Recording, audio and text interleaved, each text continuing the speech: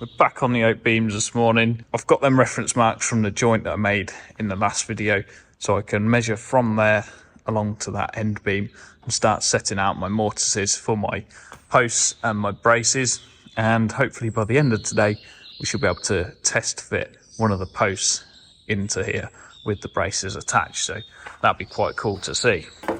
Let's get these all set out. I'm only going to mark these lines.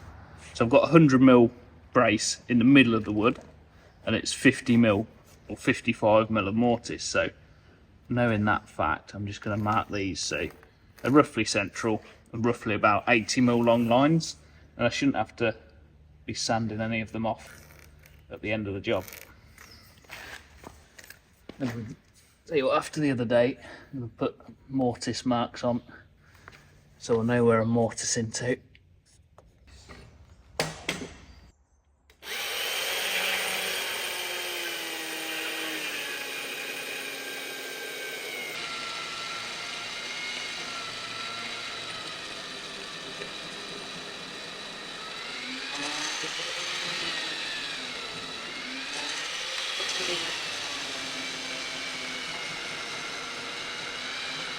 Right, so that's mortises finally cut off. Been on and off today, sorting videos out and also doing some hay telling, so not the best day for productivity on this one. A bit farming though. So what I want to do, I don't think I've got the ability on my own to lay these flat and have like test fit all these joints with the braces in all in a line. So I think the only way forward really is to do them vertically. So I want to make an adapter for the telehandler so I can hook these beams up by the bottom. So if I screw like a plate on the bottom with a hook eye on it, I can then just pick the beam up with the braces attached, dangle it over this and lower it down into place kind of on my own. So hopefully that will work, and then when it's in place, I've checked everything's right, I can drill the draw bore holes or mark them in the post, disassemble it, and then I can drill them ready for assembly on site. So it should all go quite nicely. Just to give me every chance of success, I'm going to try the tops of the braces in the brace mortise holes first, and then it's just the post mortise that can cause me trouble. Peg.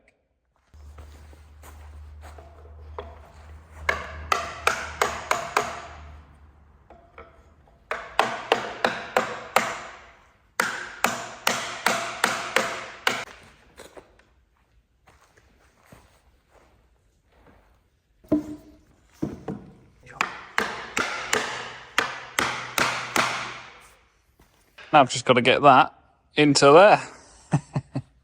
The other one in, I've perfected this morning, mate, so yeah. When I'm passing, I'll get the other one, because I'm not there.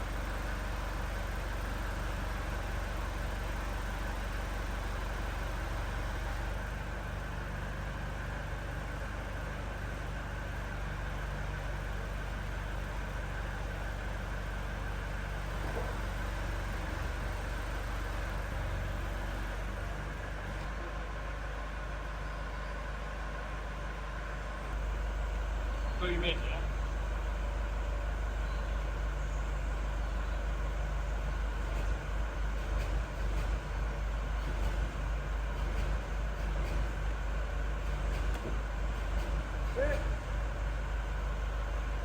Right, so it slipped in, beautiful. I'm really happy with the fit of the joints. I might have to just move that offset on the chain mortise. It's just slightly out there. I think I forgot to check how long that tenon is. I think it's too long, so I've got to take it back out and check the length of that and trim a little bit more off it, because I think that's the only tenon that I just did a little bit longer, and it's bottoming out in the mortise. So yeah, just got to figure out how to get that out, see if it'll actually come out of that beam when we lift it up.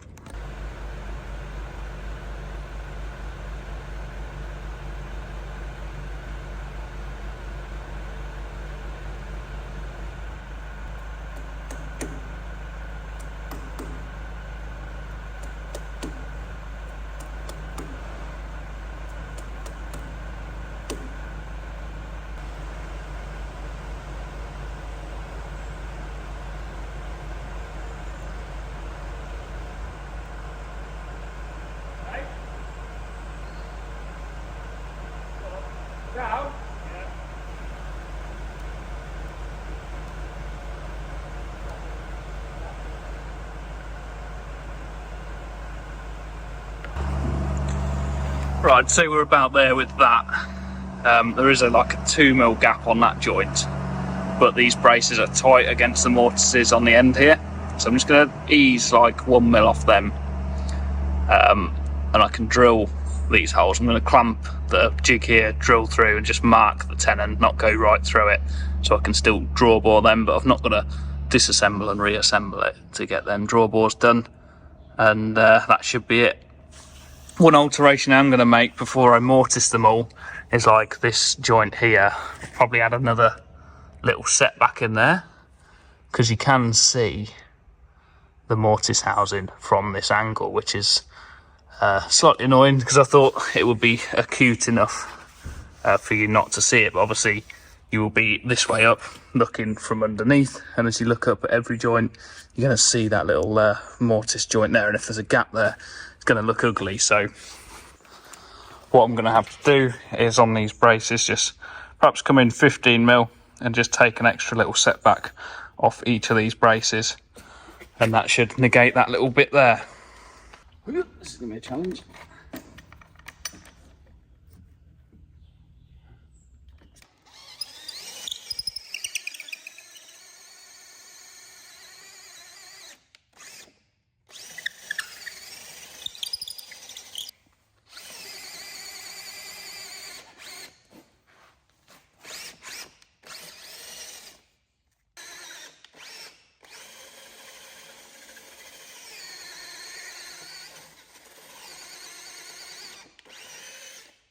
That was a really worthwhile test to do, because I've learnt a couple of things about where to position that tenon.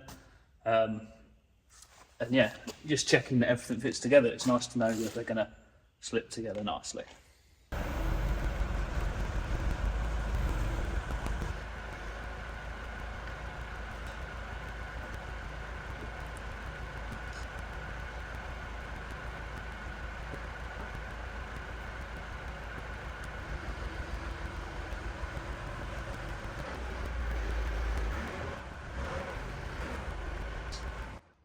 Right, we're making hay now, so I might get another video out in the next couple of days, but depends on how much time I spend farming. So hope you've enjoyed the last couple. I've really enjoyed editing them. I thought they were quite good videos, so hopefully they get good views.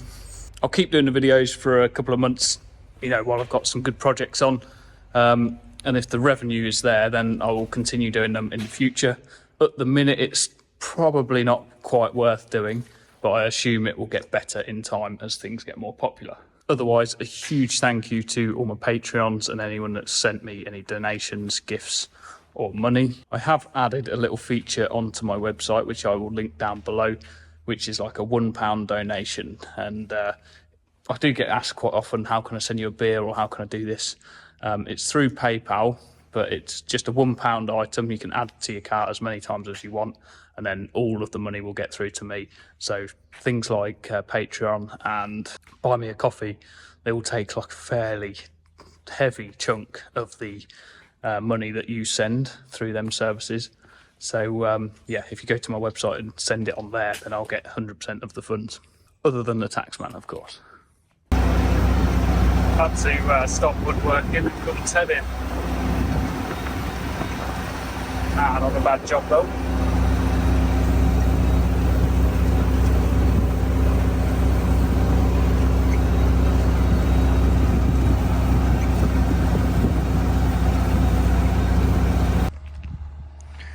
We're on this beast today, old MX. Look at her. It's not our tractor, but it's a beast.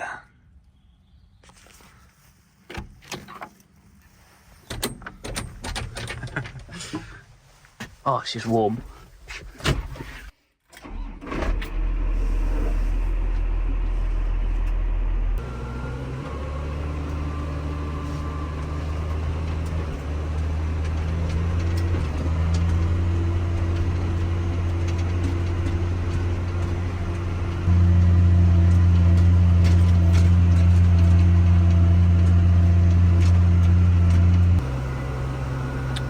So I just got to drive on the left side, which is not ideal because that's where George wanted to go bailing, and he's right behind me. drive, try not to hit the hedge with the edge of the rake. Pretty awkward things to use actually, because the back axle is connected to how the interaction between the tractor and the rake is. So if you put an angle on the machine to the tractor, the back axle steers to kind of counteract it. So you can get yourself in a little bit of a pickle if you get into a tight spot. It can be pretty difficult to get out of, but probably one of the most relaxing jobs you can do on the farm, raking up. Beautiful thing. Just tickle along, low RPMs.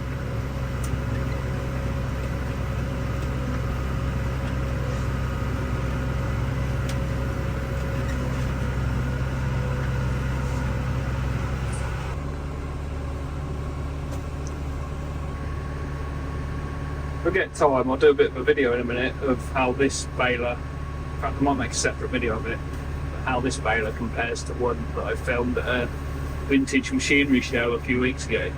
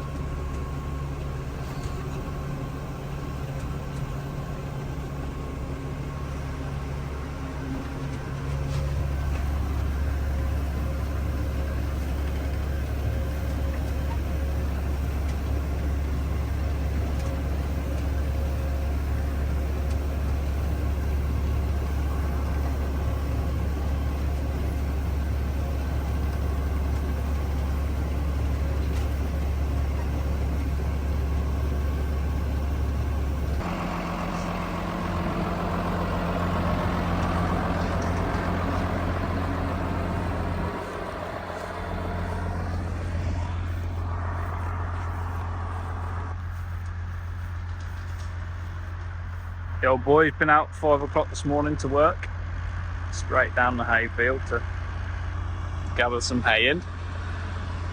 It's only a tiny little field. We don't do very many small bales.